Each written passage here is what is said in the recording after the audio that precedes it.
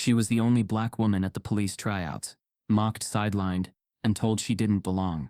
But when the Academy's golden boy called her a diversity stunt, she made one move that dropped him flat. Cameras rolled. The crowd froze. That clip? It went viral. But the caption affirmative action beats real talent. What happened next nearly destroyed her, until she turned the entire system upside down. Before we deep dive into this interesting story, subscribe to our channel, and tell us where are you watching from. Share in the comments below. The first thing Tiana Brooks noticed wasn't the sharp tang of fresh varnish on the Academy floors, or the faint echo of heavy boots hitting concrete. It was the silence that fell the moment she stepped through the doors. Not respectful, not curious, but the kind of silence that thickened the air like smoke, judgmental, tight-lipped, and waiting to explode.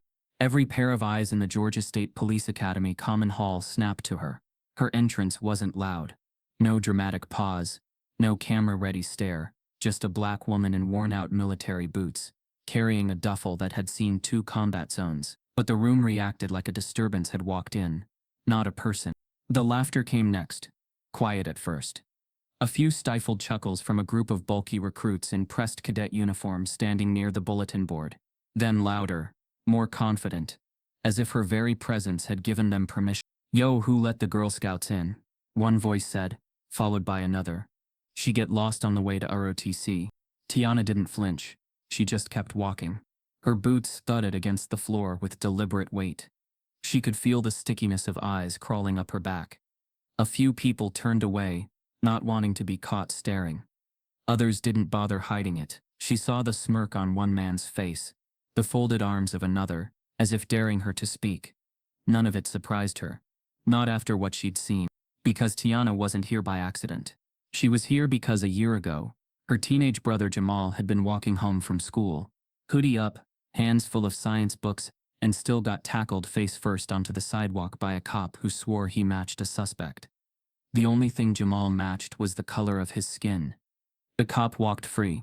Jamal walked away with a broken nose, and a fear of sirens that still made him flinch. Tiana remembered the bruises, the silence, the courtroom that yawned at the evidence. That was the day she decided, if the system wouldn't change for them, she'd join it, and force it to change from within. Her footsteps slowed as she reached the locker assignments list pinned to the wall. Her name, Brooks, T, sat at the bottom of the list. Next to it, in parentheses, transfer from military. The parentheses did a lot of work. They weren't there for identification. They were there for explanation, for justification.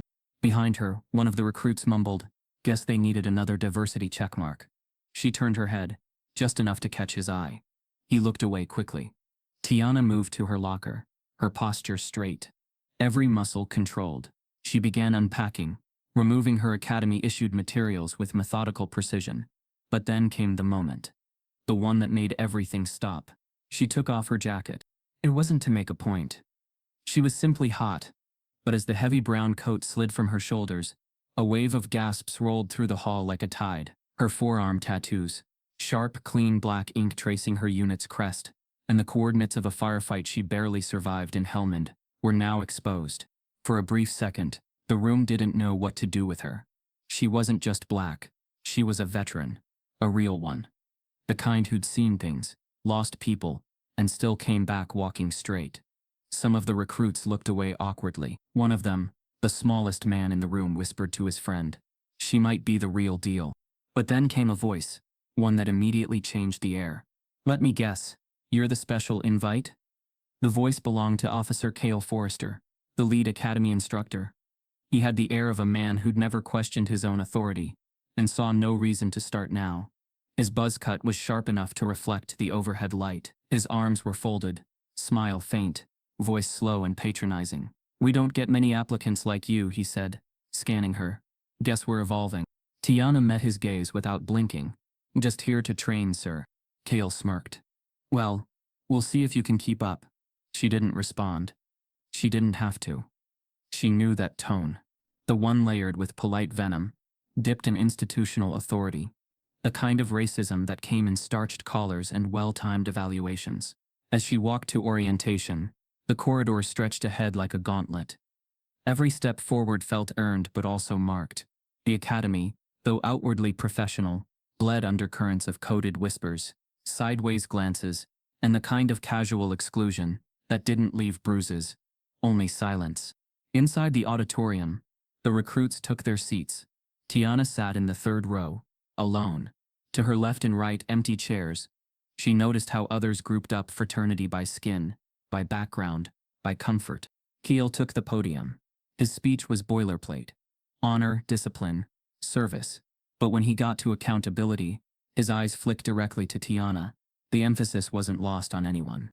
As the recruits lined up after the session to receive their schedules and assignments, Kale handed Tiana her folder last. His fingers grazed hers too long. "You'll be paired with Recruit Becker for tactical drills," he said. "He's our top performer. Try not to slow him down." Tiana raised an eyebrow. "I don't plan to." Kale smiled. "Good. We expect you to do better than expected." Behind her, a deep voice chuckled. She turned to see him. Chad Becker, 6'4", linebacker shoulders, skin like pale concrete, and the cocky grin of someone who'd never been told no without being handed a trophy 5 minutes later. His handshake was more like a test of dominance. "So you're the experiment," he muttered just loud enough for her to hear. "Try not to break a nail." She didn't smile, didn't blink, just stared. Chad's grin faltered first. And in that moment, Tiana didn't need to win a fight to know she'd already rattled them. Drills started in the morning, and Chad Becker had no idea that the woman he just mocked had already stared down real enemies and walked out alive.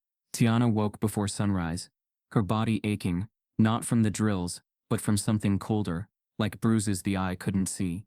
She reached for her phone out of habit, but before her thumb could unlock it, it buzzed once, then again, then lit up with a flurry of notifications. The lock screen was already an omen. Hundreds of red badges. Twitter, Instagram, WhatsApp, email, each one a different shade of chaos. Her pulse quickened. She tapped open Twitter. The first tweet had over 28,000 likes. A still from the grainy sparring video. The caption read, "This is what happens when you lower standards to make woke points. Embarrassing." She scrolled. Another post showed her military tattoo, zoomed in with the caption, "Playing soldier doesn't mean you can play cop. Keep this circus out of the academy." Then the memes. Dozens of them. Some badly photoshopped, some cruelly clever. A favorite seemed to be her mid-move frame, mouth open in focus, turned into a shriek. The caption, "When the diversity hire goes too far." Her stomach turned. In her DMs, threats, slurs, and the sharp blade of mockery, disguised as just jokes. She tried to breathe through it, but every scroll made it harder. Someone had posted a false quote under her name, claiming she said white officers should fear me.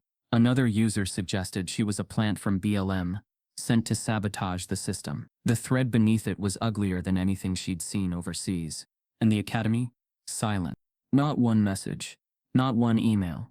Not a single line from the administration condemning the harassment. Her instructors passed her that morning in the hallway like she didn't exist.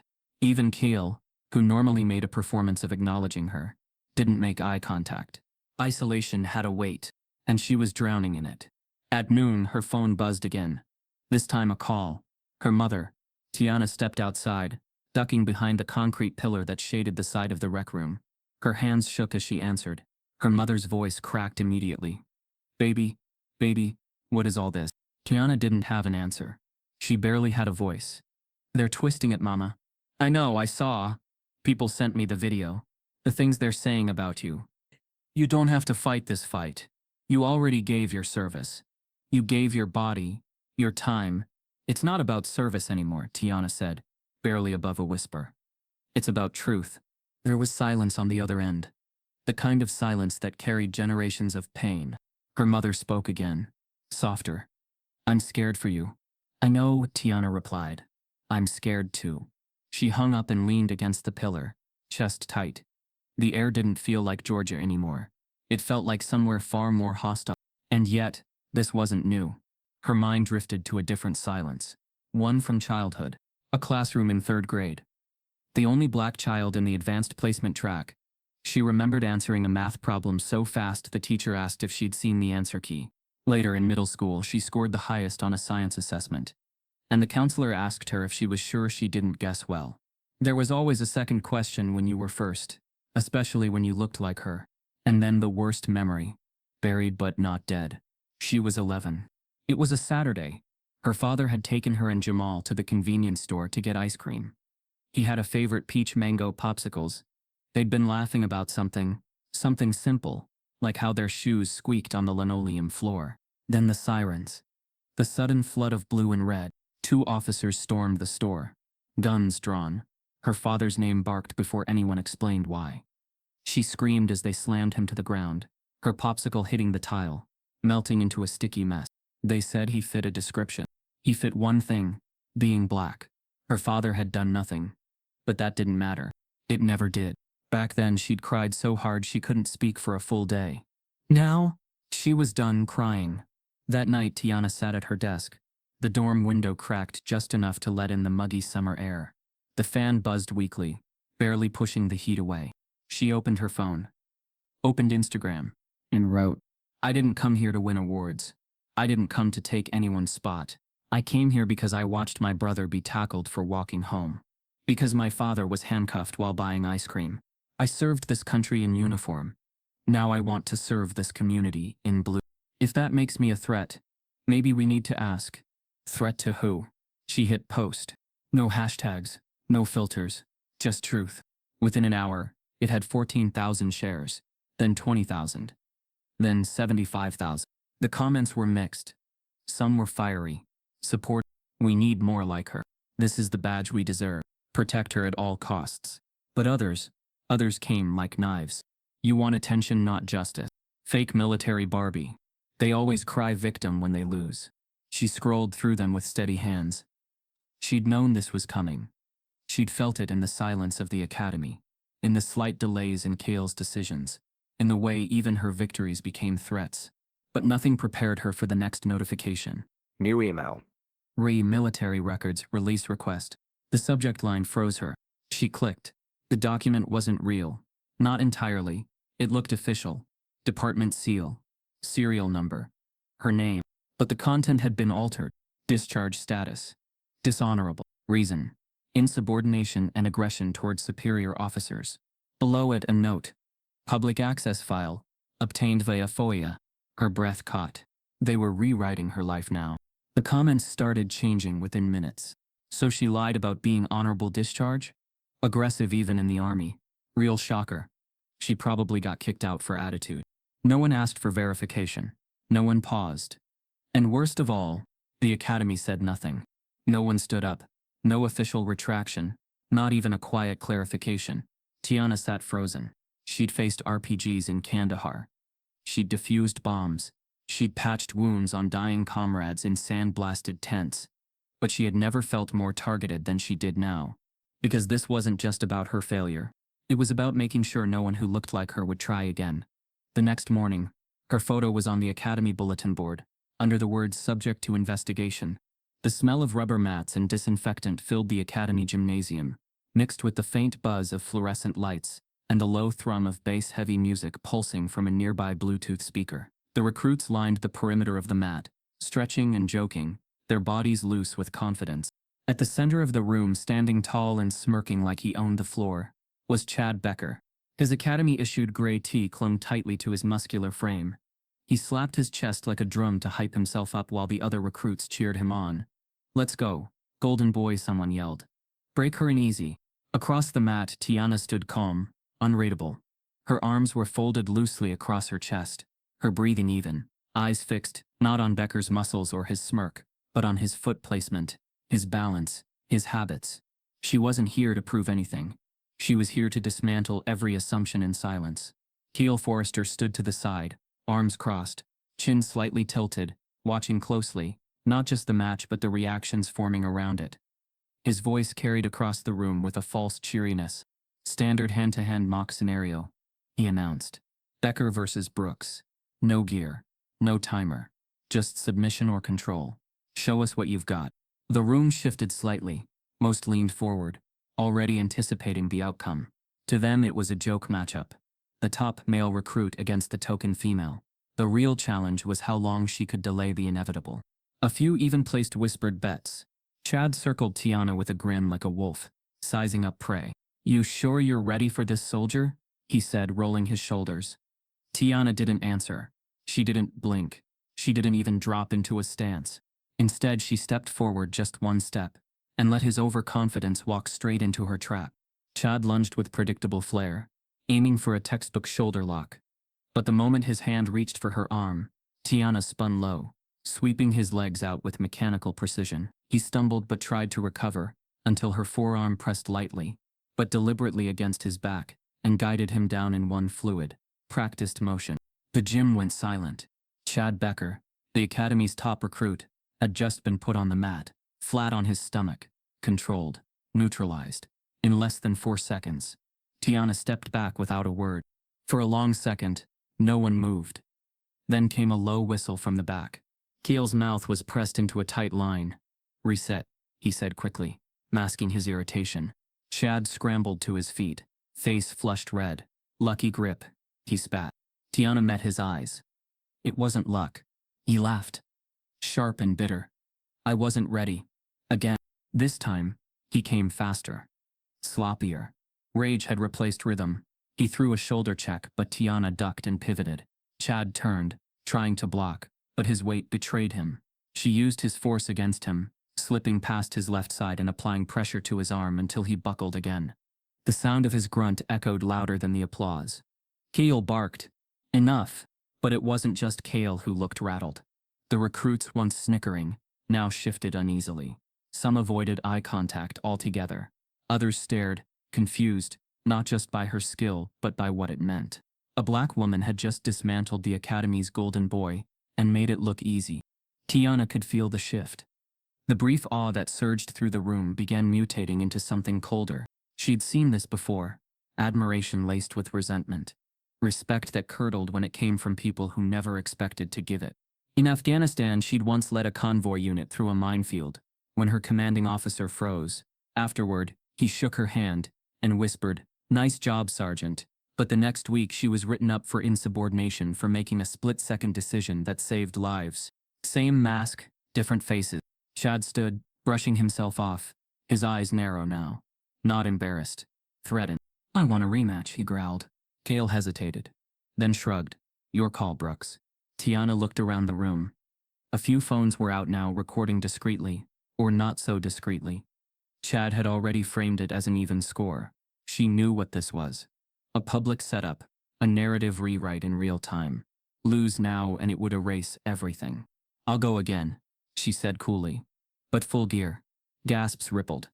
Kale raised an eyebrow. "That's not protocol for day one." "It's only fair," Chad said quickly, seizing the opportunity.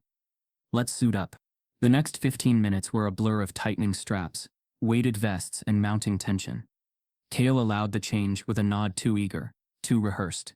He wanted this filmed. So did the others. In full tactical gear, Tiana's movement would be limited. She wasn't bulky. She relied on precision, angles, economy of effort, none of which played well in full padding. That's what they were counting on. Becker bounced on his toes. "Now it's real." Tiana adjusted her vest, locked eyes with him. It was real the first time. Kale signaled. Chad charged with brute force. But brute force was predictable. Tiana didn't try to overpower him. She let him move. Let him overextend. Then, with the same precision honed from rooftop rescues and sandstorm ambushes, she redirected his weight, ducked beneath his wild arm swing, and pivoted hard, landing him on his knees. The mat cracked beneath his gear. A camera phone dropped from someone's hand. Kale blew the whistle too late. Too bitter. The drill was over. Tiana didn't gloat. She didn't even stay to hear what excuses were bubbling behind her. She removed her helmet, breathing shallow but even, and walked off the mat. Behind her, the air was heavy with the sound of crumbling expectations. But by the time night fell, the story had already mutated. The first clip to go viral wasn't from a neutral camera. It wasn't clean footage. It was a grainy, cropped video uploaded from a shadow account. The caption read, "Affirmative action beats real police talent. Watch the agenda in action." The clip showed Tiana's takedown, but it zoomed in on Chad's struggle, framing it like harassment. The comments were instant, brutal. She attacked him. She's not even a cop yet, and already abusing her privilege. Imagine the lawsuits when she's on the streets. Tiana sat on the edge of her bunk, phone in hand, heart thudding, not from fear but from familiarity. This wasn't about a fight. It was about rewriting the outcome before she had a chance to breathe. A message popped up in her inbox from an anonymous account, just 4 words. "You think this ends?" The Georgia heat pressed against Tiana's skin like a second uniform as she stepped onto the outdoor firing range, the sun already high enough to cast long, stark shadows behind the row of recruits. She could feel them eyes that lingered too long on her back, words that were barely murmurs, loaded with meaning. "Watch this," someone muttered behind her. "Let's see if she shoots like she fights." She ignored them.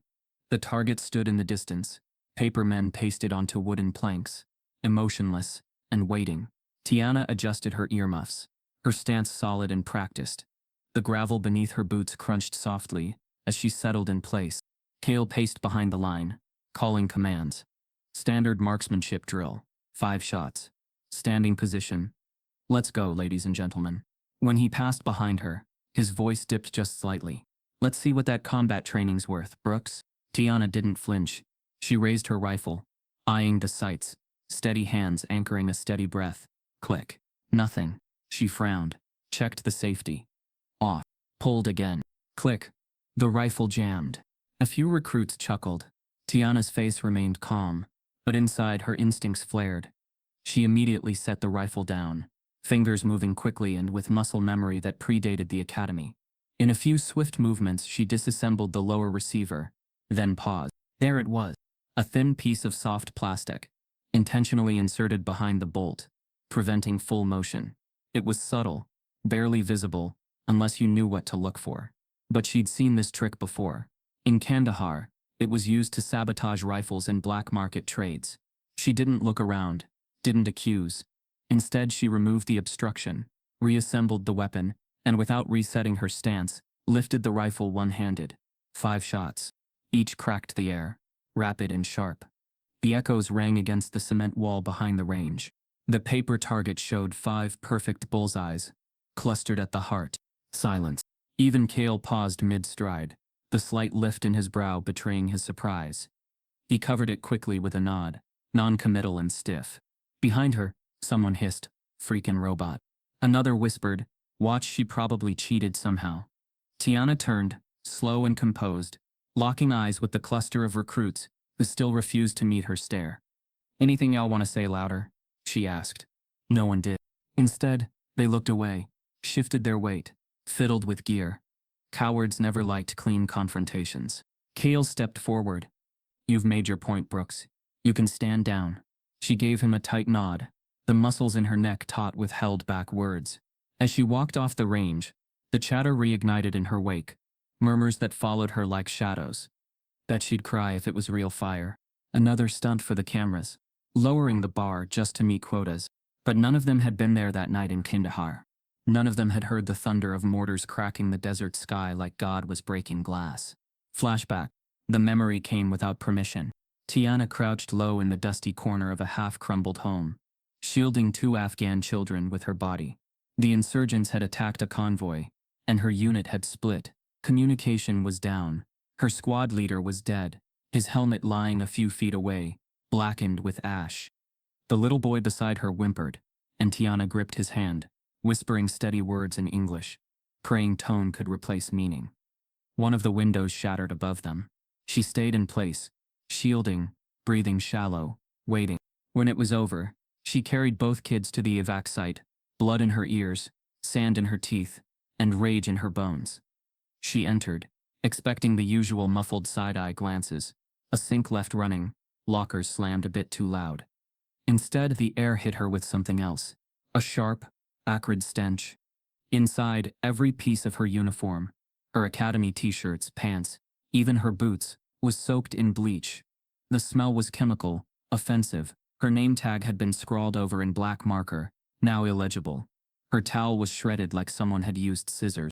Tiana stood there, still, not shocked, just tired. Then she looked up.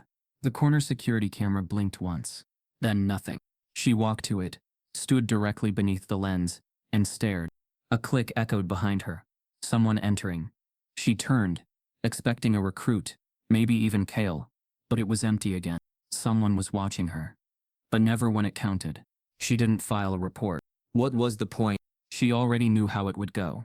The locker had probably been left open. The bleach was probably a cleaning mistake. The footage would of course be corrupted. They wanted her to break, but she wouldn't. Not here. Not now. That night she returned to her dorm. Uniform in a plastic bag. Hair damp from a rushed shower, still smelling faintly of chemicals. The hallway lights flickered slightly. Third time this week. When she reached her room, something was already waiting. An envelope. Unmarked. Slid halfway under the door. She bent slowly, picked it up, her breath catching as she turned it over. Inside was a single photo.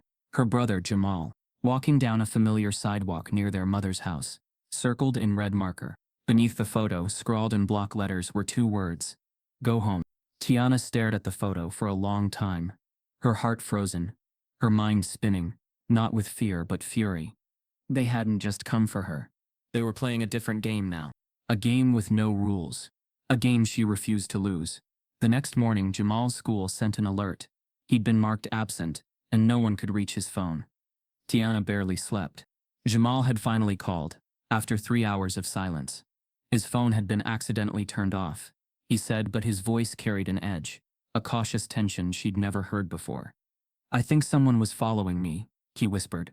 She wanted to scream, to drive straight to him, to quit everything and take her family somewhere the ghosts couldn't reach.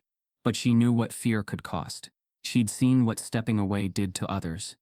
How silence didn't protect anyone. So she returned to the academy at dawn, every step heavier than the last, only to find her name on a bulletin board again, this time marked in red. Flagged active review by internal affairs. No explanation. No contact. Just judgment. Pinned for public consumption. The moment she entered the main hall, Keel was waiting. He didn't bother with a smile today, just gestured with a two-fingered wave toward the admin wing. Come with me. The office was small, windowless, intentionally airless. A single fan spun overhead, moving nothing. The walls were bare, the lighting harsh. A male officer from Internal Affairs sat across from her, clipboard in hand, eyes already sizing her up. We're reviewing discrepancies in your background, he began, flatly. Concerns have been raised. Kale leaned against the corner of the room, arms folded like a chaperone watching detention. His silence was theatrical. Tiana squared her shoulders. Discrepancies. My file has been verified. Twice. We've received unofficial complaints regarding your conduct. The IA officer continued. Disruptive demeanor, insensitivity to command structure, tendency to escalate situations. Kale finally chimed in, tone syrupy. It's not just about behavior, it's about culture fit. Culture fit? Tiana repeated. Her voice didn't waver, but her blood boiled beneath it. Kale tilted his head, mock concerned. This isn't the military anymore. Some recruits and staff have expressed discomfort. You come across aggressive. It's creating tension. Are we talking about performance or perception? She asked, voice measured. Because if we're discussing discomfort, maybe we should examine who's uncomfortable and why. The IA officer scribbled something without responding. Kale smiled like a man enjoying the trap he'd baited. Tiana leaned forward. I'm familiar with policy. You're required to inform a recruit when a formal investigation begins. This was not done. I also know my record. Every piece of it. So if you're hoping to recontextualize something, you better be careful. This time I'm documenting everything. This time I'm documenting everything. The room tensed. Kale's face darkened for just a moment, then smoothed again. You have a chip on your shoulder, Brooks. No, she said. I have a memory. She stood. The IA officer didn't stop her. She'd played the rules too perfectly. Outside, the hallway buzzed with activity, but around her silence followed like a wake. Recruits whispered behind hands. Some avoided her entirely. She passed her old locker and kept walking. Her boots echoed against the tile. As she turned the corner near administration, a familiar face popped out. Erica Gentry, one of the academy's civilian admin aides, a soft-spoken woman in her late 30s. Erica had quietly helped Tiana adjust to the academic modules early on. She rarely spoke in groups, but today she moved fast, eyes scanning for cameras. Brooks, she whispered, catching up. They're trying to write you out. Tiana blinked. What? They flagged your file yesterday? Not because of anything new, because they're retroactively adjusting evaluations. Kale told staff to reassess their comments. He's pushing to label you emotionally unstable. Tiana exhaled, bitter and quiet. Of course he is. Erica hesitated, then reached into her purse and slid a folded piece of paper into Tiana's hand. You didn't get this from me, but read it, and start backing up your stuff. Every file, every test score. They'll erase you if they can. Tiana didn't ask why she helped. She just nodded. Gratitude was dangerous in places like this. That night, Tiana began her own quiet war. She set up encrypted backups, photographed every document, filmed subtle footage of locker room slurs and hallway interactions. She captured one of her instructors ignoring a blatant racially loaded joke from another recruit. Caught on mic. She also began journaling, daily logs of every interaction, every anomaly. She didn't know yet how she'd use it. She just knew she'd need it. Then came the surprise, an ally she hadn't expected. Mason Hart, a quiet, bookish white recruit who kept mostly to himself. He wasn't loud, wasn't flashy. He watched more than he spoke. And unlike most, he never gave Tiana the double look. He treated her like a person, plain and simple. One afternoon, after a particularly tense tactical session, he caught up with her outside the mess hall. You got a second? She nodded, unsure. He pulled her aside, kept his voice low. Look, I know what's going on. I'm not here to play hero. But I heard Becker and Simmons talking yesterday. Talking about getting rid of you. Said you were almost done. Said Cale was just tying up the paperwork. Tiana's expression didn't change. Why are you telling me this? Mason paused, then said simply, because my sister's been through this, at her old job, and no one believed her. They broke her. That was all he needed to say. From then on, Mason quietly began feeding her information. Timing changes, meeting reshuffles, rumors before they hit official channels. He was careful, but efficient. One night, 3 days later, Mason found her in the gym. His face was pale, paler than usual. He didn't say anything, just held up a small, beat-up burner phone, wrapped in paper towels. I found it taped under one of the benches in the locker room. It wasn't locked. Tiana took it, heart already pounding. The screen flickered. Inside were dozens of photos, grainy zoomed-in shots of her taken over several weeks. Bunk, showers, mid-drill, studying in the library. In some, her face wasn't even visible, just her tag, her hand, her boots. Surveillance. Somehow, someone had been watching her. Constantly. She flipped to the final image. It was a picture of her standing at the range, alone, back turned. On the screen, someone had drawn a red X over her body. Her fingers trembled, but not from fear. From fury. She looked at Mason. Do you know who this belongs to? He shook his head. Not yet, but I'm gonna find out. Tiana stared at the phone, eyes burning. They hadn't just tried to push her out. They were preparing to destroy her. At that very moment, someone else was uploading a folder of her private photos and preparing to send it directly to the State Police Commission. The first rays of morning light found Tiana curled in the damp grass behind the academy gym, her body still as stone, one arm twisted beneath her. Her eyes fluttered open to a sky that burned too bright, her vision spinning as if the earth had tilted sideways. Her mouth was dry, her tongue felt thick, her limbs didn't move right, not stiff but heavy, like she was swimming through her own body. It took a full 30 seconds for her to recognize where she was. The gym's back wall towered above her, concrete and vine-covered. Usually locked after 9 p.m. The last thing she remembered was sitting on her bunk, rehydrating after drills. She'd filled her bottle from the usual sink, taken 2 long gulps, and settled in to plan her strategy for the next day. After that, nothing. The sky twisted again. She groaned softly. A voice shouted her name in the distance. Footsteps. Then Cale's face above her, expression unreadable, flanked by 2 officers. She's breathing, one of them said. Tiana tried to sit up. I'm fine. Cale didn't blink. She needs a drug screen. Now. She turned to him, head pounding, muscles twitching. I didn't.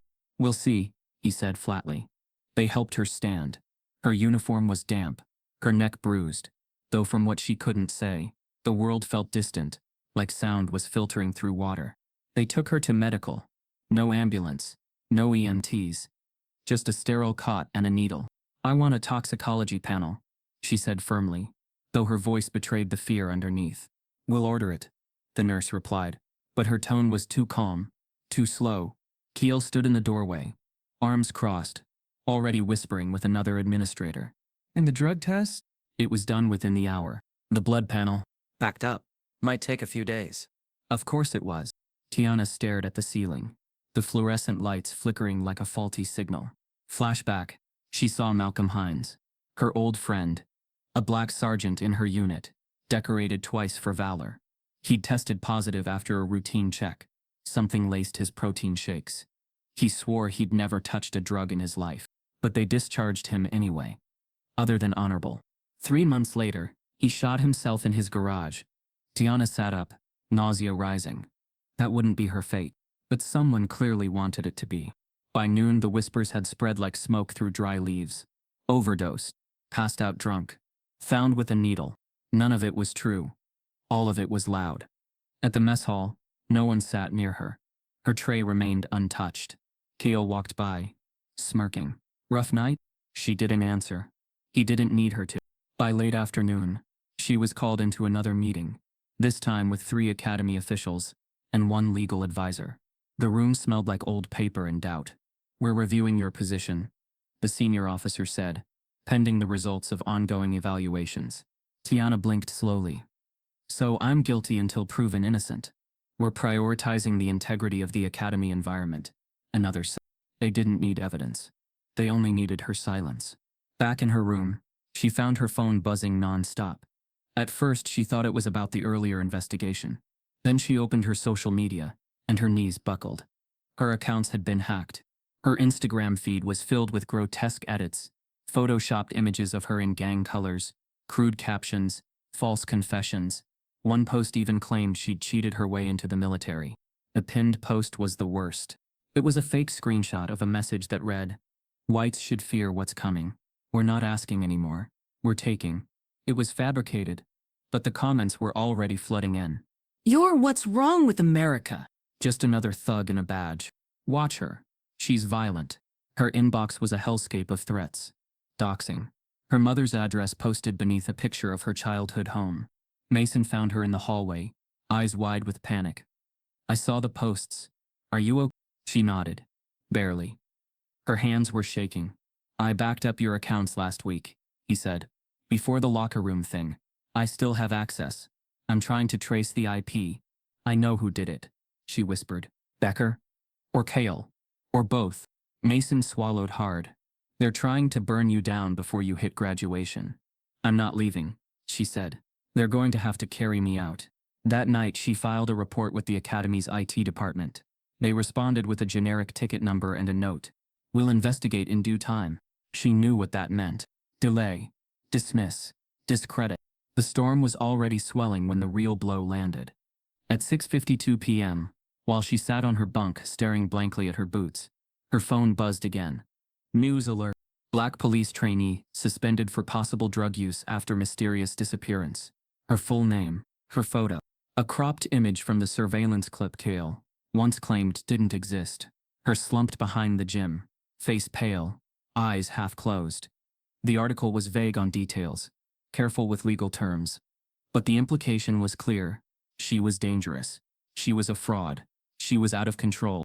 The comments were already in the thousands. Her fingers hovered above her screen. Then her phone buzzed again. This time a text. From a blocked number. "You wanted to be in the system. Now the system's inside you. Welcome to the truth." Tiana didn't move. She didn't cry. She just breathed slowly. Deliberately. Like she had behind that crumbling wall in Kandahar, when everything was smoke and blood. They wanted to erase her, but they didn't know her scars had taught her to write herself back in. The next day, a journalist showed up at the academy gates, holding a flash drive marked Brooks surveillance. Uncut footage. The sun barely crept over the treetops when Tiana pressed record. She sat in her car, doors locked, camera propped against the steering wheel, with a prayer and a makeshift phone holder. No fancy angles, no filters, no music bed, just truth. She wore her academy-issued shirt, creased from a night of tossing in fear, and a face washed clean of makeup, but not of pain. Her voice started low, almost a whisper. "My name is Tiana Brooks. I'm a former combat sergeant, and right now I'm a police trainee under investigation. Not for doing wrong, but for not playing along." She paused, the air inside the car too still. "They say I disappeared. I didn't. They say I used drugs. I didn't." They say I hacked myself, posted fake threats, failed a culture test. I passed every real test they gave me, so they started writing their own. She spoke for 7 minutes. About the tampered rifle, the bleached uniforms, the fake discharge leak, the sabotage at the gym, the hacked accounts. She didn't cry. Not once. But her voice trembled once, when she mentioned Jamal. They circled my brother in red ink, like he was a target. Like he was next. They want me out. Because I don't bow. Because I remember. Because I believe the badge should mean something again. She ended simply. If anything happens to me, this video lives. And the truth follows.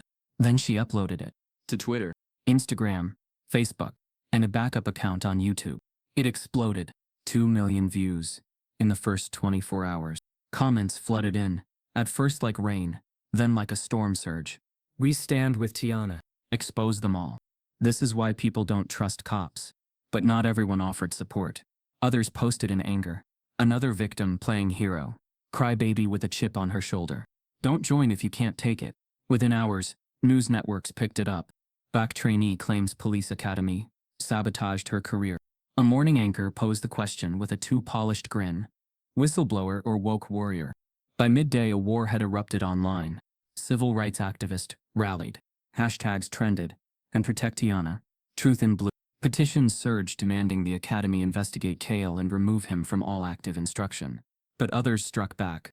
Thin blue line accounts accused her of dividing the ranks. Conservative blogs painted her as anti-cop. And nestled in the center of it all was Kale Forrester, untouched, silent, shielded behind protocol and power. The academy issued a 3-line statement. We take all accusations seriously. A review board is being formed. No further comment at this time. But internally, nothing changed. Tiana still trained under the same instructors. Still walked through the same corridors of side eyes and silence. Until someone new showed up at her door. Melinda Graves, civil rights attorney. Nationally known. A woman who'd gone toe-to-toe with police unions and walked away with settlements and systemic changes. She wore a cobalt suit and a look that said she didn't tolerate fools. Ms. Brooks, she said, stepping into Tiana's tiny dorm room without waiting. You're not alone anymore. Tiana blinked. How did you find me? Melinda smiled. The world has eyes, and I know what retaliation looks like. They sat for hours. Melinda laid it out. There was enough already for a civil case. Possibly federal interest, depending on how deep the surveillance went. But this won't just be about evidence, she warned. They'll try to paint you as unstable. Unfit, angry. They'll dig into everything. Your past, your family, your texts from 5 years ago. Tiana nodded slowly. They already did. Then we go louder. Melinda said. If they want war, we bring sunlight. But the academy had its own weapons. Keel doubled down on routine wellness checks, citing concerns over Tiana's mental state. Officers began randomly inspecting her locker. Her test reviews were delayed, marked incomplete or mysteriously lost. One evening, Erica Gentry, the quiet admin who had once passed her the warning, knocked on her door, eyes wide, fingers trembling. They're pressuring me to resign, she said, voice thin. Said I violated policy by giving you internal info. Tiana stood still. Are you? Erica swallowed. I can't afford to lose my job. But I can't watch them bury you either. She left that night, her steps echoing down the hall like an apology Tiana didn't need. Mason stayed. He built a secure drive, stored the flash footage the journalist delivered. Real surveillance, time-stamped and uncut, clearly showing Tiana collapsing behind the gym after drinking from her bottle, hours before she was found. Melinda uploaded it to her site. Then she filed. Civil complaint. Retaliation, harassment, systemic bias, targeted surveillance, mental sabotage, weaponized review procedures. The legal world took notice. Kale didn't flinch, at least not in public. But behind closed doors, he snapped. Twice Mason caught him muttering during drills, pacing like a man with matches in both hands, and nowhere safe to throw them. Then came the media blitz. State Senator Donnelly, known for his law and order platform, appeared on television the next morning. This trainee is not a whistleblower, he said. She's a media distraction, a political pawn trying to undermine public trust in law enforcement. Tiana watched from her dorm, her eyes dry but tired. She didn't even blink when he said it. She'd expected worse. What she hadn't expected came the next day. The sun had just dipped, casting long amber shadows across the parking lot. Tiana walked to her car after drills, her body sore, her bags slung low. The air smelled like warm tar and fresh-cut grass. For a moment, everything felt almost normal, until she opened the driver's door. A single item lay on her front seat. A police badge, real, old, cracked at the edges. She stared at it, confused, until she turned it over. Her breath stopped. It wasn't just a badge. It was her father's. The one he'd been stripped of when he was wrongly accused all those years ago. A reserve officer who never made it to full time. And beneath it, a printed photo. Jamal again. Same sidewalk. Different day. This time, a black SUV, idling behind him. The same SUV that had been parked outside her dorm last week. Tiana backed away from the car, her hand trembling as she pulled out her phone. Mason answered on the first ring. "They're escalating," she said, voice cracked with ice. "I'll check the lot footage," he said. "There's no way that badge got in without someone letting it." But they both knew the truth already. There were no coincidences left. That night, a red laser dot flickered across her dorm window, then vanished before she could move. It began with a single link, dropped anonymously into the comment section of Melinda Graves's legal blog. No name, no message, just a string of numbers and slashes leading to a private server. Melinda clicked it out of instinct. Then she sat up straight in her chair. Surveillance footage. Not clips, not tampered edits, but full, raw, uncut feeds from hallway cams, gym cams, parking lots, locker rooms. Every camera Keel claimed had malfunctioned was now rolling in crystal clarity. Timestamps, audio, everything. It showed Tiana's sabotaged drills, her bleached uniforms, her passing out behind the gym after drinking from her water bottle, followed by 2 instructors walking past her limp body and not calling for help. And worst of all, it captured Keel speaking in a meeting room, unaware the audio was rolling. "We just need to stall her long enough to flunk her. Let the media storm pass. She'll go away. They always do." Within hours, the footage was everywhere. Shared on Reddit, reposted on Twitter, cut into short clips for TikTok with ominous captions like, "They tried to silence her. Here's what they didn't want you to see." The internet did what it always does, but this time it didn't twist her. It carried her. Stand with Tiana was trending worldwide by noon. Athletes reposted it. Celebrities shared it. Activists lit it up with statements of solidarity. She didn't break. She exposed them. The system doesn't fail. It fights back. The story exploded onto national news. Primetime anchors finally said her name without sneering. Tiana Brooks, 29. Army vet. Police Academy candidate. Whistleblower. She didn't post anything for 12 hours. She watched in silence as the world swelled around her. Some of it honest, some of it performative, but all of it loud. Then the protesters came. They lined the gates of the academy with signs and bullhorns. "We see you, Tiana. Fire Kale. Truth. Not politics. Let her graduate." By 3 p.m. the crowd had grown large enough that a traffic cop had to redirect vehicles. By 6 p.m., 3 major civil rights organizations, ACLU, Justice 360, and Equal Force held a joint press conference outside the gates. "We demand the immediate resignation of Officer Cale Forrester," the spokesperson declared. "We demand an audit of all disciplinary actions taken under his watch, and we demand that Miss Tiana Brooks receive her rightful honors." Today, inside the academy, chaos churned beneath the surface. Becker was pulled into a closed-door session and suspended pending a full investigation. 2 instructors resigned quietly, their social media scrubbed within hours. And Cale, still untouched, still standing. But now his name was a national headline. Melinda didn't wait. She filed a formal request with the state to fast-track an oversight hearing. Tiana sat outside the boardroom window that evening, watching the blinds sway, knowing her name was being dragged across every page of every file. Mason sat beside her, quiet. "You okay?" he asked. "No," she said, "but I'm still here." When she was called in, she didn't beg. She didn't cry. She handed them her portfolio. Every documented sabotage, every photo, every erased score revalidated with timestamps. Then she stood and spoke. "I'm not here to be your exception. I'm here because I'm excellent. You don't get to frame me as unfit just because I wouldn't bend. And you don't get to erase me to protect the fragile egos of mediocre men." The room was silent when she left. Reporters caught her on the steps outside. Microphones surrounded her. A voice from the crowd shouted, "What do you want to happen next?" She didn't pause. "I want to graduate. I want my name cleared. And I want Kale to answer to the people who still believe in justice." The video of that speech racked up 4.2 million views in 24 hours. But just as momentum peaked, another twist hit. An unmarked car arrived at the academy the next morning. From it stepped Governor Raina Bell, Georgia's highest office, known for keeping a distance from controversy, especially ones involving law enforcement. Her team didn't announce her visit. She didn't wave at cameras. She walked straight through the academy's front doors and called an emergency press conference. Inside the main hall, recruits gathered, buzzing like bees around flame. Kale stood off to the side, jaw locked, shoulders tense. Tiana stood alone, silent. The governor stepped to the podium. Her voice was firm, controlled. "There is no integrity in silence. There is no justice in delay. So let me be clear. The people of this state demand transparency. And transparency begins today. Effective immediately, a live public evaluation will be conducted, open to observers, state officials, and independent monitors. Every recruit will be assessed, starting with the most controversial candidate, Ms. Tiana Brooks. We will see, with our own eyes, what's true." Gasps rippled through the room. Kale opened his mouth to object, but the governor didn't acknowledge him. She turned to Tiana. "Do you accept this challenge?"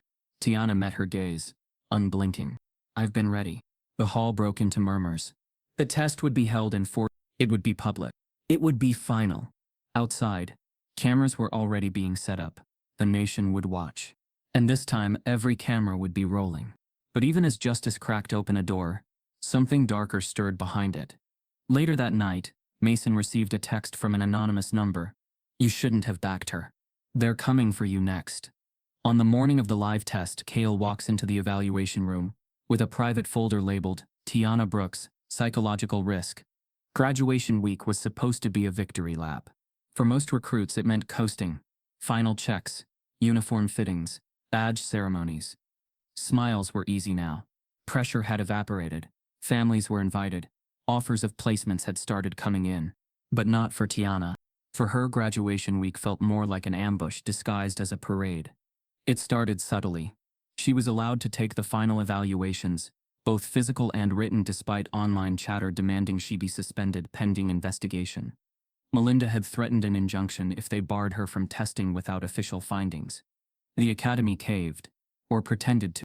But from the moment Tiana stepped into the obstacle course for the final physical, it was clear the field had been tilted. The ropes were frayed. The walls slicked. The timing equipment, standard issue, military grade, flickered and glitched. And the cameras? Offline. Everywhere else, drills were filmed for accuracy, for transparency. But hers? Teal announced that the primary recorder was down, and shrugged with mock concern. Tiana didn't speak. She didn't give him the performance he wanted. Instead, she adjusted her gloves and moved. Over the wall, under the net, through the target tunnel. She moved with precision, flowing through the course like muscle memory was her weapon. She finished it in record time. Faster than Becker. Faster than every man on the roster. And alone. When she returned to the field, Kale was waiting with a clipboard and a smirk. "No visual confirmation," he said flatly. "We'll list it as inconclusive." Melinda filed an immediate complaint. The footage from the overhead lot cam confirmed her start and end times. But Kale held firm. "Policy requires internal confirmation," he said. "External footage is not certified." It didn't stop there. Her final firearms test was delayed 3 hours without explanation. When she finally arrived at the range, the grip on her rifle was cracked. Again, she pointed it out to the instructor. Kale, watching nearby, marked a note. Attitude when receiving gear. During the written test, the room she was assigned to had a defective AC unit. The temperature soared past 87 degrees. Her desk wobbled with every stroke. Meanwhile, the others sat comfortably in climate-controlled rooms. Still, she passed.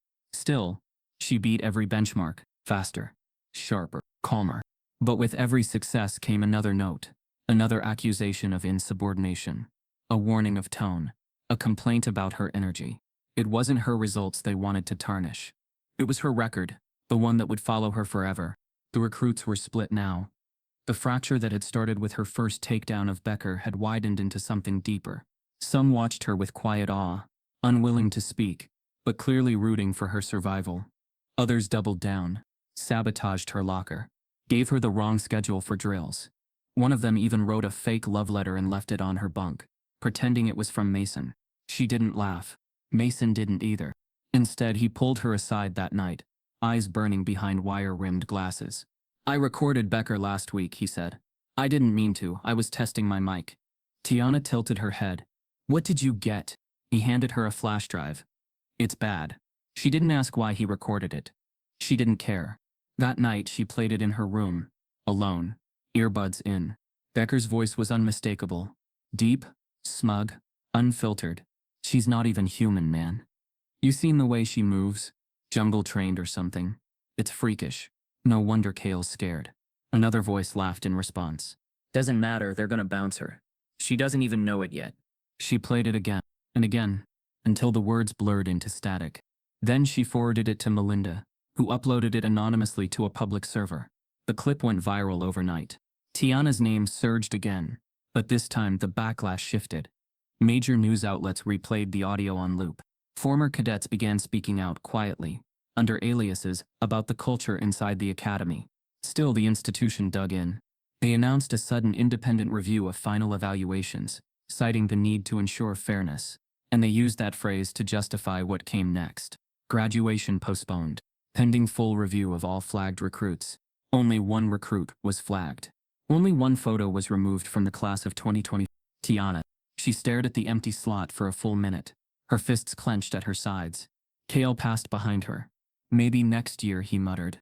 Tiana turned. Her voice came out like a blade. "You should be careful. The truth's got legs now."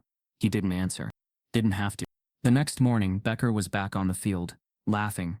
"Review board," he said to another recruit. "Code for stall her out. Once the press dies down, she's gone." But something shifted in Mason. He stopped walking behind, stopped whispering in corners. That day, in front of the full drill team, he stood and said, "If she doesn't walk, I don't walk." Kale blew his whistle. "This isn't a protest." "It is now," Mason said. A few others nodded, quietly, hesitantly, and Kale for the first time looked unsure. The pressure was building, but the board's decision still hadn't come.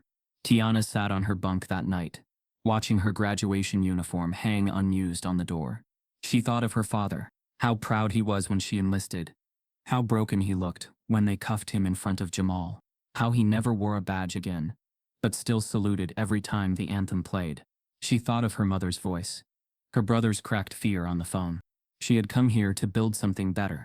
Now she wasn't even allowed to walk the stage. Then came the knock. Not Mason, not Melinda. Erica. Eyes wild, hands shaking. "They're trying to bury the complaint," she said. "I overheard Kale. He's calling the review board a courtesy show. Said he already drafted her exit." Tiana stood, heart pounding. "When?" "Tomorrow. They're announcing the decision tomorrow morning, behind closed doors." Tiana didn't speak. She just grabbed her notebook, then her flash drive, then her boots. That night, Melinda received an anonymous tip. Kale had altered the official scoring sheets and the real results. They showed Tiana at the top of the graduating class. The air inside the Georgia State Police Academy's evaluation chamber crackled with tension. Cameras lined the perimeter like watchdogs. Tripods and handhelds, news vans with dish satellites, a full press team from 3 major networks. Everything was lit too bright. Everything recorded. The floor had been cleared to simulate a high-stakes hostage scenario. Tight corridors, flickering overhead lights, and mannequins placed with precision. Standard protocol, standard setup. But nothing about this day was standard. In the viewing gallery above, Governor Raina Bell sat flanked by 2 aides and a retired federal training supervisor. The crowd included civil rights leaders, reporters, state education officials, and every recruit in the current cycle, silent, upright, watching history move in real time. At center stage stood 2 figures, Tiana Brooks, Chad Becker, both in tactical gear, both briefed, both assigned identical missions: breach the corridor, identify the threat, neutralize the active shooter, and extract the hostage. Simple in design, brutal in execution. But everyone knew this wasn't a test of protocol. It was a referendum. Cale Forrester stood in the control room, silent behind the glass. The private folder marked Tiana Brooks, psychological risk, rested beneath his elbow, untouched for now. He leaned toward the tech team. Start Becker first. Chad Becker, ever the performer, adjusted his gloves with a showy smirk. His jaw clenched. He cracked his neck twice. Every movement was choreographed confidence. Time starts now, Cale said. Becker moved like a storm. Heavy footsteps. Loud breaches.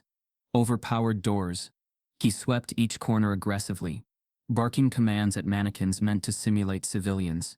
He reached the shooter, raised his weapon, fired. A mannequin dropped. The hostage next to it, marked in blue, also staggered, its impact sensor lighting red. Collateral hit. Becker swore under his breath but recovered with a shrug. Cale gave no reaction. Just scribbled a note. Aggressive but decisive, he muttered. The room stayed neutral. Tiana's turn. She stepped forward without fanfare, quiet and deliberate. Her movements weren't flashy. They were calculated. Her gear didn't creak. Her breathing didn't spike. Cale leaned in and whispered to the tech. Set corridor 3. Add the blind angle. And adjust the audio. The technician hesitated. That's off script. Cale didn't blink. Make it hard. If she's fit, she'll pass. Inside the corridor, Tiana's screen flickered.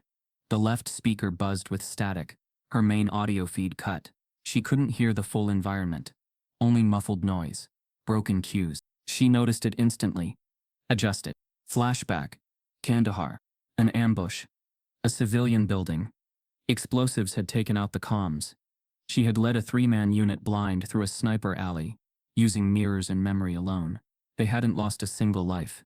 Now she scanned every shadow, checked angles twice. She whispered to herself, don't play their version. Play the real game. A mannequin, lunged, rigged to move on delayed spring. She ducked, disarmed, moved forward. The hostage simulation triggered. A figure cowering, screaming behind a fake shooter. Tiana didn't shout. She didn't fire immediately. She angled her shoulder, lowered her frame, assessed the layout. Then in one swift, clean shot she fired. Target neutralized. Hostage unharmed. No collateral. The room froze. Then erupted. Reporters whispered. A monitor beeped. In the observation gallery, the federal supervisor sat back in his seat and simply said, that's textbook. No better. Becker, still sweaty from his turn, stared through the glass. Cale gripped his pen so tightly it snapped. Down on the floor, Tiana didn't celebrate. She just removed her gear, straightened her back, and waited for whatever came next. Governor Bell stood slowly and addressed the room. We came here for clarity, she said. I think we have it. Applause began. Not thunderous, not chaotic, but sustained. Melinda smiled from the side gallery. Mason stood frozen, eyes glassy, disbelief written across his face. Becker exited through a side door. Unseen, Cale remained still, then leaned back and muttered, unaware the room was still hot mic'd. She got lucky. She'll screw up soon. The tech's eyes widened. The mic caught everything, every syllable, and above in the control room, a red light blinked. The line was still live. Outside, a breaking news banner rolled across live television. Unedited hot mic captures Officer Forrester's sabotage admission during live police evaluation. The clip went viral before the sweat had dried from Tiana's palms. Within 30 minutes of the final test ending, news stations cut from their live coverage to replay the moment, looping Cale's voice caught so casually, so carelessly. She got lucky. She'll screw up soon. The words weren't explosive. But they weren't alone. A second audio dropped the next morning. This one wasn't just a hot mic. It was intentional. Leaked. Undeniable. A whistleblower from the Academy's tech team, quiet, faceless, known only as Blue 37, sent the file to several media outlets and civil rights organizations. It was a compilation. A horror reel. Cale, behind closed doors, laughing about Tiana. Let her show off, that's what they do. Loud, proud, until they choke. Jungle trained, street raised, doesn't matter how many medals she's got. We'll push her out nice and quiet. Death by protocol. And worse, Cale giving direct instructions to instructors on how to penalize her. Mark her aggressive if she questions anything. Even if she's right. If she records us, dock her for privacy violation. Flip the script. Always. The public exploded. Arrest Cale. Justice for Tiana. Probe the Academy. Blue 37 speaks. Civil rights organizations held a live press conference within hours. This is not misconduct, one speaker said. This is systemic sabotage fueled by racism and protected by silence. Demands flooded in. Federal probe. Independent oversight. Immediate resignation. Within 48 hours, the Department of Justice issued a preliminary investigation order into the Georgia State Police Academy's internal policies. Tiana, for the first time in months, stood without accusation hanging over her. Her name was cleared. Her results validated. Her place in the graduating class reinstated with full honors. The Academy's spokesperson released a carefully manicured statement. After further review, we affirm Ms. Brooks' exemplary performance and apologize for procedural delays. But there was no apology from Cale. Not one word. He didn't attend the reinstatement meeting. Didn't comment when the press gathered outside his office. But he saw the headlines. He saw the marches. He saw the wave rising. Tiana was asked to give a formal address at a press conference hosted by the Academy, flanked by Governor Raina Bell and the Federal Oversight Committee. She wore her uniform. No medals. No makeup. Just truth. She stood behind the podium, hands gripping the sides, voice steady. I was told I didn't belong here. I was told I'd fail. And when I didn't, they rewrote the rules to ensure I still would. But truth can't be buried forever. Her voice dipped, but her gaze sharpened. I didn't survive to be exceptional. I came to prove that black women don't need to be miracles, just to be believed. The crowd stood when she finished. Not loud applause, but long, sustained, real. Afterward, she stepped off stage and sat alone beneath the bleachers, the weight finally lifting. But slowly, she thought of Jamal, and of her father, and of the courtroom, 2 years ago. Flashback. Jamal, 17, standing on the witness stand, trembling, voice cracking as he recounted the night he was tackled. The court quiet as Tiana took the stand next. How she spoke with precision. Described every second from body cam footage the DA missed. How her own military testimony unraveled the officer's narrative. Jamal had been cleared, but the officer, still employed, quietly transferred. Tiana's voice had saved her brother. Now she was learning to use it again. But Cale refused to disappear. He remained at the Academy, dismissed the recordings as out of context, claimed the leak was illegal, and he was a victim of media warfare. Reporters pressed him outside the facility gates. What about your comments? He didn't flinch. She's a media darling, he sneered. Playing the race card because she couldn't play the game. But the public wasn't buying it anymore. More fuel came just days later. A former recruit, Marcus Lynn, now working in another state, spoke out on national television. I was there, he said. They made it clear, don't speak, don't help her, don't get involved unless you want your file flagged. His words lit the fuse. 3 more former trainees emailed affidavits to Melinda's office within 72 hours. Similar stories, same tactics, same names. The Academy was bleeding credibility. Still, Cale refused to step down. Until the knock. It came just past midnight. Federal agents. Quiet. Firm. Cale opened the door in sweatpants, his expression tired, almost smug. You're wasting your time. They handed him a sealed indictment. Obstruction of justice. Retaliation against a whistleblower. Suppression of evidence in a federal training facility. His smirk faded. He was escorted from the premises. No cuffs, but no ceremony either. Cameras were waiting outside. Tiana didn't watch it live. She was with her mother and Jamal, eating takeout in their kitchen, her uniform draped over the back of a chair. Her mom looked up from her phone. They got him, she said quietly. Tiana nodded. Good. Jamal muttered. About time. But Tiana didn't cheer. Because she knew what Cale represented was bigger than one man. And there were others still hiding behind clipped badges and closed doors. She hadn't won the war. She just survived a single battle. Inside Cale's seized office, federal agents found a locked drawer containing burner phones, private dossiers, and a folder labeled Brooks Tiana, contingency. The graduation hall was full, but Tiana could still feel the empty chairs. There were no balloons tied to hers, no streamers, no gift baskets wrapped in cellophane. The families around her cheered for sons and daughters who hadn't been dragged through national headlines. She adjusted the silver badge now pinned to her uniform. It felt heavier than she'd imagined. Not because of the medal, but because she had carried its weight before she'd even been allowed to wear it. As her name was called, a slow hush fell across the room. Not silence. Respect, resistance, reckoning, all in one breath. She walked up the steps without hesitation. Governor Bell shook her hand. Melinda watched with the satisfied expression of someone who knew this moment was stolen from the jaws of sabotage. Mason stood to the side, clapping with quiet pride. Tiana didn't smile until she reached the edge of the stage. There in the first row were her mother and Jamal.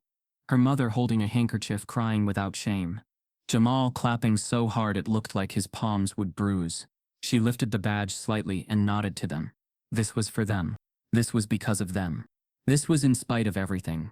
And as she took her seat again, a slow rising applause built across the hall. It wasn't just her family. It wasn't even the press. It was the people who had watched her survive the fire and walk out whole. They stood, one by one. Even some of the recruits who once mocked her. Now humbled. But not all of them. Some refused to look. Some whispered. Some sat stone-faced, like the ceremony was a defeat instead of a rite of passage. But Tiana didn't come for their approval. She came for justice.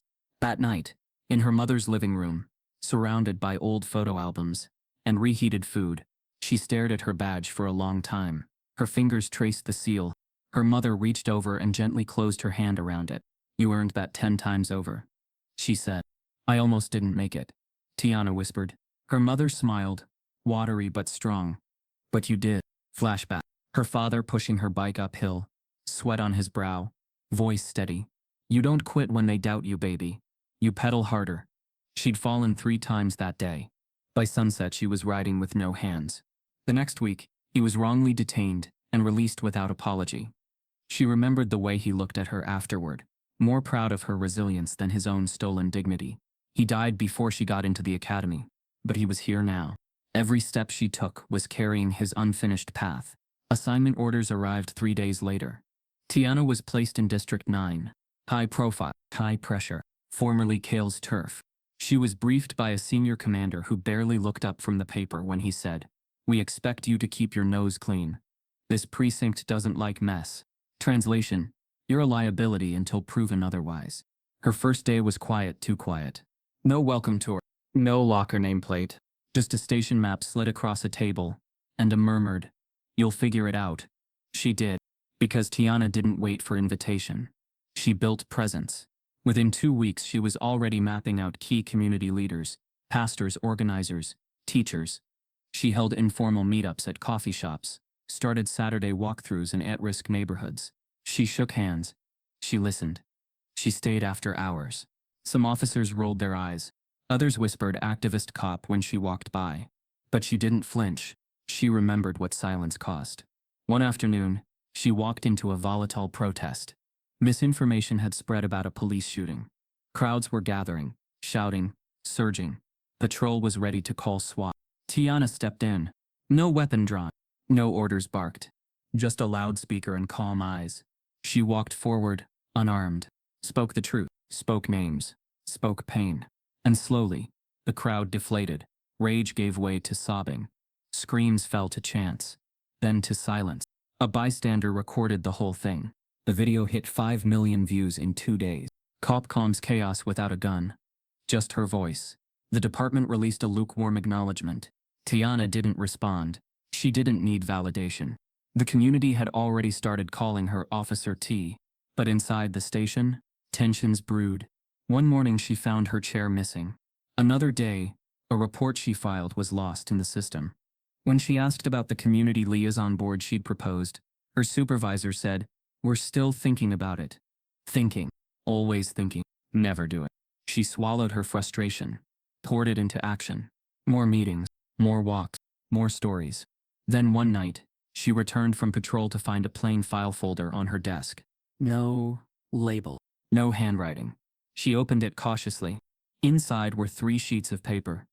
The first, a photo of her at the protest taken from a high rooftop angle, not seen in any public video.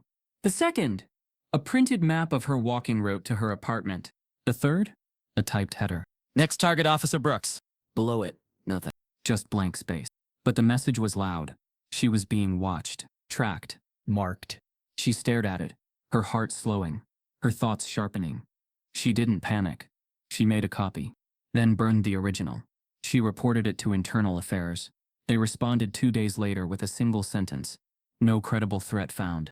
Of course not. Because the threat wasn't the paper. It was the culture. The fear. The need to remind her that her badge wasn't protection. It was permission. But they had forgotten something. She wasn't here to be protected. She was here to rebuild. The next morning, a teenage boy she'd met on patrol burst into her precinct, shaking, bleeding, whispering. They planted something on my brother, and they said you were next. The boy was still shaking when Tiana knelt in front of him, hands open, voice low. Take your time, she said. His name was Luis. 14. Thin, pale brown, bruises blooming beneath one eye, like a storm hadn't quite left. His hoodie was torn. Blood crusted on his knuckles. They planted it on Jay. He whispered. A baggie. I saw it. Jay was his older brother, 17. No record. Honor roll. Trying to stay invisible. Luis had watched a patrol car pull Jay behind a corner convenience store that morning. Watched 2 officers, names he didn't know, dig through his pockets before finding a small bag of white powder. Tiana's breath slowed. Her pulse did not. They said, your brother's buddy's a problem. So now you're all on a leash. And then they said your name. Said you were asking for it next. The words burned colder than anything Cale had ever muttered. This wasn't whisper war anymore. It was open season. She stood and walked straight into her supervisor's office. Do we have body cam from Unit 2C this morning? She asked, calm. The supervisor blinked. Why? Alleged misconduct. I want to file a formal inquiry. He hesitated. That's not how we do things around here, Officer Brooks. She didn't blink. That's exactly why it's necessary. The footage didn't exist. Conveniently. But Luis's story did. And it wasn't the only one. She dug deeper. Dug like her badge was a shovel. And what she found made her sick. Dozens of internal complaints spanning the last 5 years, filed by community members. Misconduct. Intimidation. Unlawful searches. Everyone marked as result, no action, or filed without merit. But when she cross-checked the timestamps with officer activity logs, something didn't line up. Many of the resolved complaints were against the same cluster of officers. And worse, some reports were never logged at all. Tiana stared at the computer screen, jaw clenched. She didn't go to IA. She didn't go to her precinct chief. She went to the only place that ever answered honestly, the community. She called a town hall, on her own time, in a borrowed church basement. 15 people came, then 30, then over 100. One by one, they stood, shared stories of intimidation, of cameras turned off, of good kids with broken futures, because someone needed an arrest. Tiana didn't speak for most of it. She just listened, took notes, recorded publicly, transparently. Then she made calls. Other officers, ones who'd once looked away, now reached out quietly. One sent her an encrypted folder, anonymously, with logs of disciplinary reports that had mysteriously vanished. Another connected her to a retired sergeant who'd been pushed out after raising concerns. Together they began to piece something bigger. A map, a network, a strategy, and then, a mission. The Reform Task Force. It wasn't official yet, but it was real. Made up of active and retired law enforcement, legal advisors, and community liaisons. It had no logo, no budget, just purpose. They drafted proposals, introduced transparency measures, called for body cam regulation, community boards, real-time accountability tech. The precinct scoffed, but something had shifted. Because now Tiana wasn't alone. Residents packed public comment sections. Pastors walked beside her into meetings. Youth groups wore shirts that read, "Trust the truth, Officer Brooks." And still, she remembered. Flashback. The desert. Her commander frozen in a gunfight. Orders half-whispered. Hands shaking. She'd taken the lead without waiting. Radioed backup. Rerouted the team. Saved 6 civilians. And her entire unit. They gave her a medal. He tried to claim it, but the paperwork didn't lie. Tiana had always led from the front, even when it cost her. Now her story was doing what few ever did in law enforcement. Inspiring entry. In the months after her public battle, applications from Black women, immigrants, and marginalized recruits rose by nearly 4. The academy, under federal audit, was forced to reevaluate screening bias. A new director was brought in. Cale's name was erased from official websites. But he wasn't quiet. Becker, either. He re-emerged on a podcast. Low tier but inflammatory, wearing sunglasses indoors, voice dripping with smugness. She was always a plant, he said. The whole thing was a setup to weaken the force. She wanted chaos, but the host pulled receipts. Tiana's test scores. The leaked recordings. The protests Becker mocked. Then dropped the clip of his own voice, laughing about her being jungle-trained. He stammered. The interview ended early. He never appeared in uniform again. Meanwhile, Tiana's proposals began reaching national ears. Melinda presented them to a federal oversight board. 3 weeks later, she received an invitation to Washington for a closed-door panel. Change, once slow, began to inch forward. But not everyone celebrated. Her desk was keyed one morning. A note left inside her locker read, "Your badge doesn't make you safe. Your story won't save you." She gave it to Internal Affairs. They opened an investigation. The same day, she received a letter in the mail. Unnied. A nomination. Deputy Chief. Effective the following quarter. Subject to review. Subject to vote. Subject to risk. Her hands trembled as she read it. Not from fear but from gravity. She called Melinda. "They want to elevate me." Melinda paused. "Do it." Tiana exhaled. "They said I'll be the first." Melinda didn't blink. "Then be ready to be the most hunted."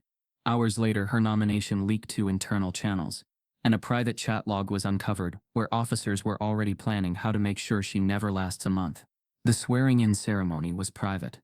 No cameras, no speeches, just a quiet room inside the Georgia State Police Administrative Wing, an oath whispered over worn papers, and a pen that felt heavier than a badge. When Tiana signed the final line, the silence felt less like triumph and more like thunder waiting to break. Deputy Chief Tiana Brooks, the first black woman in the department's history to hold the title. She didn't take the moment for granted. But she also didn't smile, because while others celebrated, she could already feel the tremors forming beneath her feet. Her nameplate was barely bolted to the office door before the resistance began. Subtle at first, missing paperwork, unreturned calls, meetings mysteriously rescheduled, without her knowledge. Then, more direct. 2 officers filed for medical reassignment the same week she proposed real-time body cam uploads. 3 others cited mental fatigue and filed for temporary leave after she requested trauma-informed patrol rotations. A memo leaked internally with the subject line, "Change or Chaos." Brooks' new direction raises eyebrows. A local columnist referred to her reforms as social experiments with a badge. Still, Tiana pressed forward. She revamped the complaint system, streamlining community access, removing gatekeepers, enforcing mandatory follow-ups within 72 hours. She launched officer wellness checks, not as punishment, but as protection. She knew what silence did to black officers, in isolation, knew what burnout did to all of them, especially the ones pretending it didn't exist. And above all, she pushed for the accountable watch pilot, where body cams uploaded in real time to a neutral server monitored by both civilian and law enforcement panels. The union fought it, hard, but public pressure was louder. And louder still were the numbers. 6 months into her tenure, an unannounced federal audit rolled through the precinct. They expected chaos. They found data. Community complaints dropped, response times improved, and community crime fell. The numbers were cold, but the impact was not. Kids who once sprinted from squad cars now stayed still. Mothers no longer flinched at knock and talks. Churches opened their doors to monthly forums. Tiana didn't broadcast these wins, but she felt them. And so did Jamal. He had used his settlement, quiet, modest, and late, to launch a nonprofit roots resilience out of the system. Workshops, mentorships, scholarships for at-risk youth. When he spoke to middle schoolers, he wore a hoodie. When he spoke to officers, he wore a blazer. And when he hugged Tiana after her first official precinct inspection, he whispered, "You're the badge I always needed." But the deeper she went, the more rot she uncovered. One Thursday, while reviewing a batch of archived IA files, she stumbled across a hidden link, an outdated unlabeled system file that required a second-layer clearance. She entered her credentials. The screen blinked, then opened a report. Operation Sweeplight. It was old, buried, last updated 2 years ago. The contents read like a quiet confession. Coordinated suppression of internal complaints, dismissed misconduct logs, reassignments that disguised punishment as promotion, and Cale's name everywhere. But it didn't stop at Cale. It named precinct captains, sheriffs, Even a judge. Tiana scrolled in stunned silence. There it was, plain, documented, and encrypted. A quiet war on accountability, disguised as policy. Her hands trembled. Because if she released this, it wouldn't be departmental reform anymore. It would be county-wide war. She saved a copy, locked it, filed a preliminary report to federal oversight, then went to her car and sat in the driver's seat for 15 minutes before she turned the engine. That night she got a knock at her door. Not at home, at her office. It was after hours. Most of the building was dark. She opened it cautiously. It was Officer Desmond Tate, veteran, decorated, and one of the few officers who'd once pulled her aside with a quiet word of encouragement, when no one else would even share a hallway. He looked tired, eyes rimmed with something heavier than fatigue. "Tiana," he said softly, "you need to see this." He handed her a flash drive, unmarked, cold. She took it with slow fingers. "What is it?" Surveillance log, he said. Not official, not department approved, but it exists. "On who?" He paused, looked at the floor, then back at her. "You." Tiana's breath caught. Desmond stepped forward, voice lowering. "You're not just a risk, T. You're a threat to them, and they don't wait around to be unseated. Not the ones still loyal to Kale's legacy. You're saying someone's watching, listening, cataloging." Tiana swallowed. Desmond backed away. "I shouldn't have this. But I know you. I've seen you, and I won't let them take you out like they took others. Quiet, buried, and forgotten." She nodded once, jaw locked. He left. She stood in the silence, flash drive burning a hole in her hand. That night she didn't sleep. She opened the file at 1:30.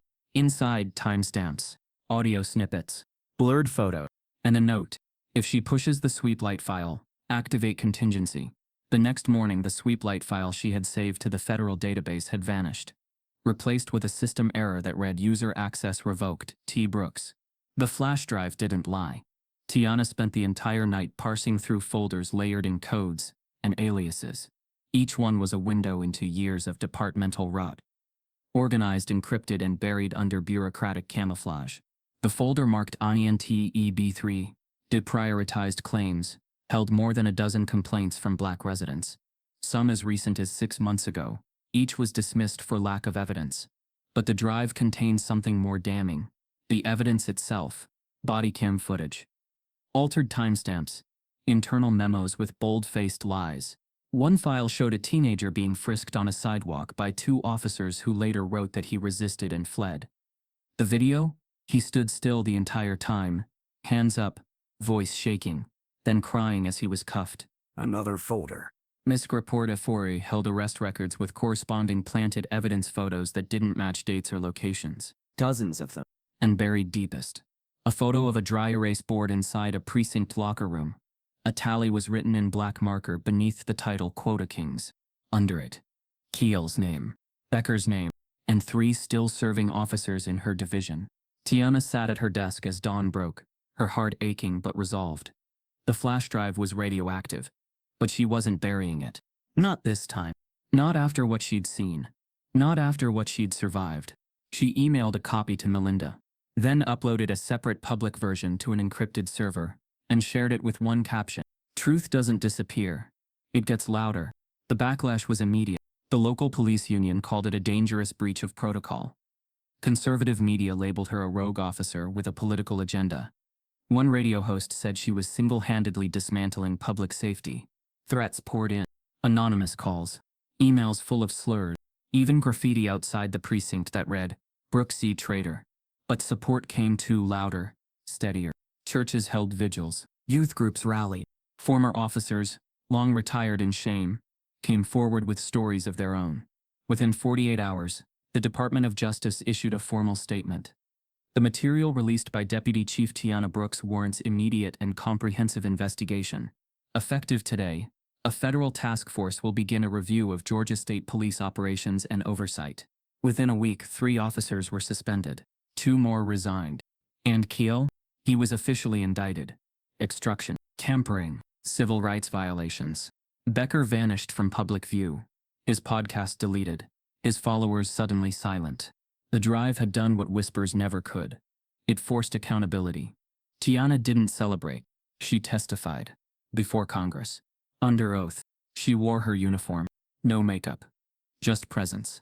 She spoke clearly, deliberately, like every word mattered, because it did.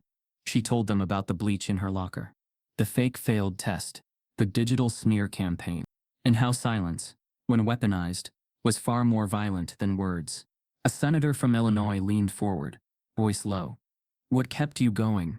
Tiana didn't blink. The people who were never given a chance to stand here. The clip aired on national news. It wasn't just viral. It was unshakable. From mocked recruit to reform leader, the rise of Tiana Brooks. That headline was plastered across papers, websites, billboards. Even kids knew her name now. In schools across Georgia, teachers used her story as a case study in ethics, justice, and courage. In precincts across the country, newly promoted officers, especially women of color, wrote thank you letters, emailed their gratitude, shared her story like scripture. But none of it hit her quite like the moment she exited a conference center in D.C. after speaking at a national reform summit. She just stepped off stage, her speech still echoing in the rafters, when a small girl tugged at her sleeve. 9, maybe 10. Wearing a plastic badge and a navy blue polo 3 sizes too big, Tiana knelt instinctively. The girl had wide eyes and braids adorned with beads that clicked softly when she spoke. I saw your video, the girl whispered. My brother said you're real. He said you didn't let them scare you. Tiana smiled. He was right. The girl looked down, shy. I want to be you someday. For a moment, Tiana couldn't speak. Tears pricked behind her eyes, but she blinked them back, steady as ever. She reached into her pocket, pulled out a silver coin, the kind the Academy awarded for completion. Then promise me something, she said, handing it over. The girl nodded. Don't let anyone tell you who you're not. The girl clutched the coin like treasure, and Tiana stood heartful, finally feeling what she'd fought so long to reclaim. Not victory, not vindication, legacy. But history doesn't stay still, and peace isn't permanent. Because just as she stepped into the quiet of her hotel room, badge placed gently on the dresser, her phone buzzed. Unknown number, text only. New case, new city. You were requested by name. It's worse than Georgia. We need you. Tiana exhaled slowly, closed her eyes, and smiled, just barely. She wasn't done. She would never be done. Because they didn't just make her a movement. They made her impossible to erase. They tried to silence her. They tried to break her. But she stood for every voice that's ever been ignored, every truth buried beneath a badge. If her fight moved you, type yes. If you believe in justice,